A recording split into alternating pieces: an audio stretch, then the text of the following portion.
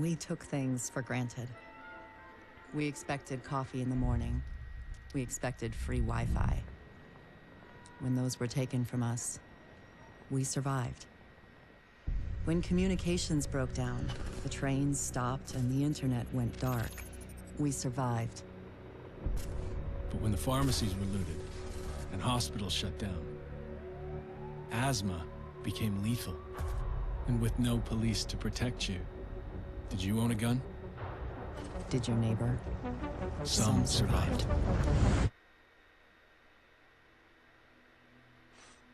We are a resilient species. When our society collapsed, we found ways to go on. And now, for the first time in centuries, what we want is also truly what we need. In the face of disaster, we helped each other. We built new communities in the ruins of the old. We adapted. We survived. Established a new normal. But there are also those who build nothing. Create nothing. Hyenas preying on the weak.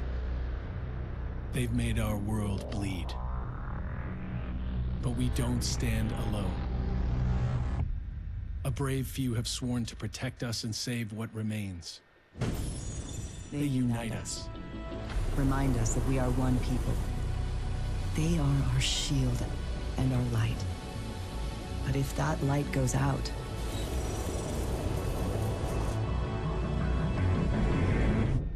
who can save us then? It's important when reviewing The Division 2, especially when I'm the one reviewing it, someone who probably isn't even in double figures yet in terms of reviews, is that you can't judge every game by the same criteria. There's the obvious graphics, gameplay, etc. Brackets which, of course, apply to most games. But what a game is, its core design, can be so different to something else that they both can't possibly be judged on the same merits. Because one game does something that the other doesn't, does that make either of them better or worse because of it? Division 2 is the sequel to the ultimate catfish that is The Division.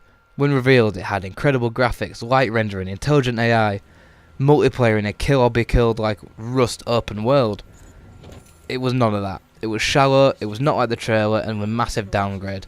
It ultimately turned a lot of people away, including myself. I played it up until roughly before the first expansion came out. Because I'd had enough, it was pointless chasing the high-end gear and loot when there's no use for it after that. It was Destiny 1 all over again. But from what I heard, Ubisoft and Supermassive really got their heads down, and the state it ended in was a very good game with lots of content. So, has Division 2 learnt from its mistakes of the predecessor? Or is it going to release like Destiny 2 or Anthem and feel hollow? Thankfully, it's the former. Division 2 feels like the first game this generation to launch into this particular genre and feel like there isn't half of it missing. Your map is scattered with icons, missions, side missions, your inventory full of blueprints for crafting, projects for you civilian settlements which yield rewards, dynamic events that pop up, control points to capture and keep stocked. I was so relieved to see the amount there is to do. There's a lot to pack in, so I'm going to try and break it down. A quick backstory. In the first game you play in New York. The sequel this time moves things to Washington DC. The world was plunged into chaos when a madman created the green poison, which was spread via touch. The virus was placed on dollar bills and was deployed on Black Friday to spread quicker. Cities fell and were abandoned, and the ones who remained preyed on the weak or just tried to survive. There's no zombies or infected or anything like that, thankfully, in this universe. However, these cities have been neglected and now nature has taken over. You and other players take on the role of Division agents, a secret group of people deployed when all else fails to maintain order and deter any hostilities. The game begins and you receive a distress beacon from Washington, and you are forced to leave your settlement and go to Washington to stop it falling. Firstly, the gameplay. In terms of shooting, movement and everything in between, it's a similar setup to the first game, only this one feels much more refined. Moving from cover to cover is smooth. Moving around the cover relies on only a movement of the analog stick. It all feels very responsive and dynamic. If you're ambushed, you have the tools to roll away, slide over a car bonnet and into the safety of cover. It's a standard third-person shooter if you really want to break it down, but with the added manoeuvrability and tactical prowess you've come to expect in a Tom Clancy game. The guns you'll be using all look and sound great. It's nice to play a game with its weapons grounded in reality for once, compared to the future focus that seems to be going on.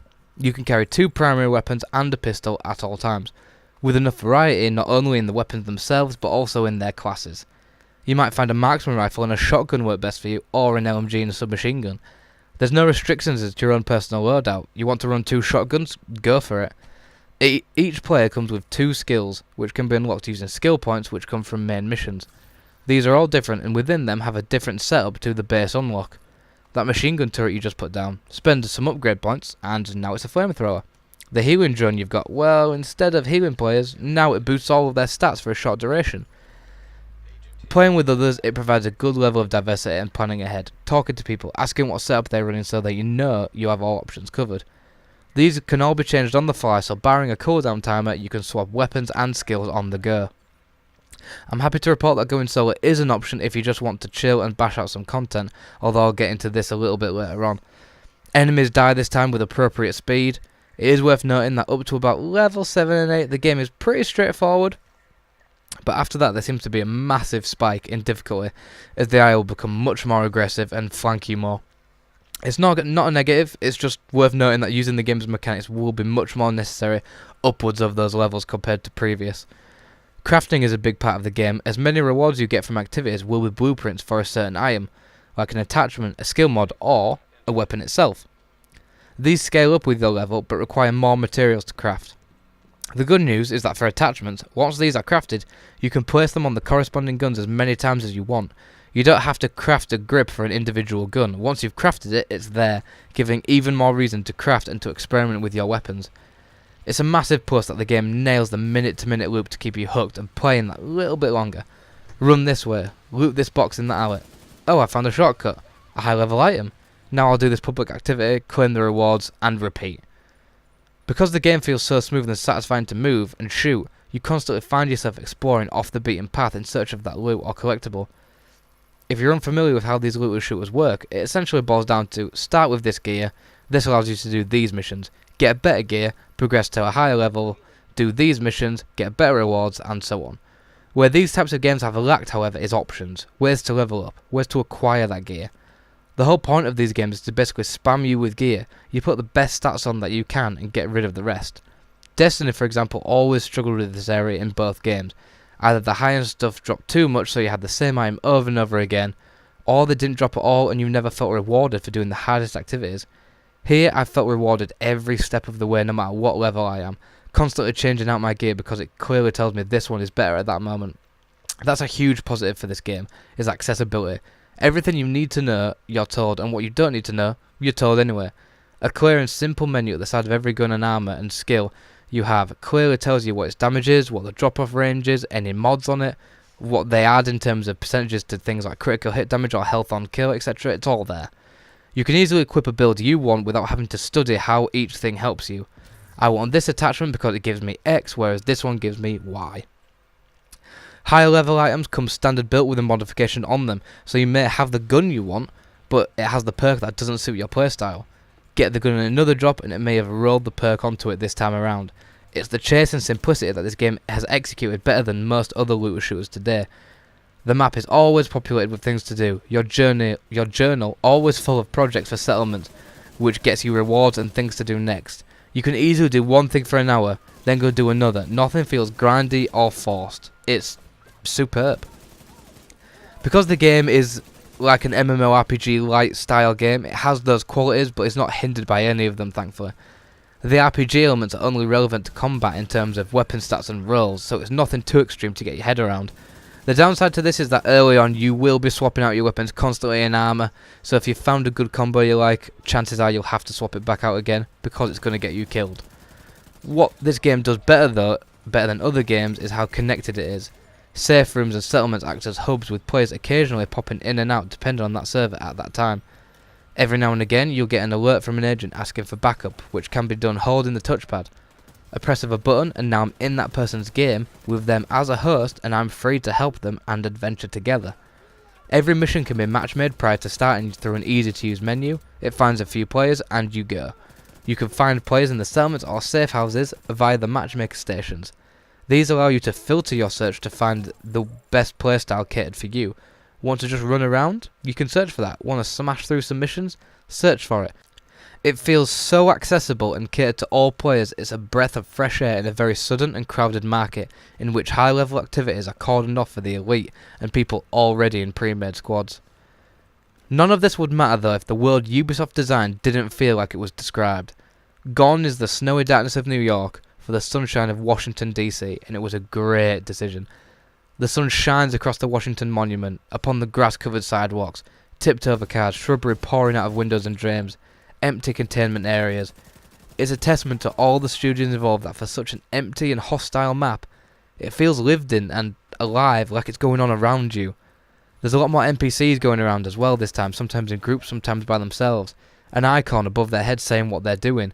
Animals populate the world, no more than just a sighting, granted, they offer no gameplay benefit, but as a cosmetic addition, it's quite striking to be walking around after a shootout, and around the corner is a deer just strolling through this urban jungle that is no longer ours. The inner workings of the world are also up to par. Alleyways, open buildings, underground routes. There's a nice variety to go around, and as I said before, these detours often yield some rewards. The environments in which you do your missions as well are mixed up nice enough, rarely using the same environment for different missions, whereas Destiny or Anthem have you take the same route or 3/4 of a mission to change it slightly at the end. Here they have crafted each mission, and while some lesser ones may blend into one in your mind, the bigger missions are all unique and often offer good levels of flanking and different verticality to really mix up your approach, which is needed. As I said, the enemy AI is excellent. Different enemy classes attacking you in different ways, meaning you can't just run and gun. Sometimes deaths do feel a little cheap as they have laser accuracy sometimes than others, sometimes they don't, but often you can see where you went wrong so you can improve upon it. In terms of story, however, there isn't really one. It's the overlying theme of restore Washington DC, etc, etc, and you're the man to do it. NPCs aren't memorable, and the people in your base of operations won't stick in the mind. Your customised character appears in cutscenes and stays silent, unfortunately. He nods with determined looks, and that's it. I've seen that some people are saying this game is for solo players, and I said you could do it earlier, but overall I would disagree with that statement. For a solo player, it's empty. The game allows you to play it solo, but match makes every mission for a reason. It's better with people, the challenge is higher, the rewards are better. Why chase the best loot for yourself just to use it by yourself? The story doesn't give you incentive to do so. I can play this game alone for sure for a couple of hours, but not consistently. I bought the game to squad up, not to go solo. You're not hindered by it if you want to go by yourself, but it just feels a bit pointless if you have no intention of playing online at all. The world and gameplay will hook you for sure, but there's no deeper reason beyond your own. It's a shame Ubisoft didn't double down on its story to keep you engaged outside of the loop. The story is there to fit all players, I get that, but it does feel a little bare bones. A game this size and with this much going on has released remarkably in a pretty solid state. There's a few connection dropouts here and there and menu loading issues and a couple of bugs, but nothing too crazy that will hurt your experience, and Ubisoft have already made quick work on patching a couple that have already been found. In terms of graphics, obviously the world looks gorgeous. Character models do pretty things while doing Division-y things. Cutscenes leave a little to be desired, and the game definitely doesn't look as good as the reveal trailer. The downgrade isn't as terrible as last time, and while I was initially underwhelmed, once you hit DC, the game looks great, runs smooth despite everything going on, and no game-breaking glitches or bugs as of yet. PvP has been added this year, but it's neither here nor there, and it just feels like normal play against real people. The cover and shooting mechanics do flourish here, and despite some dodgy moments, it's relatively stable, if uneventful.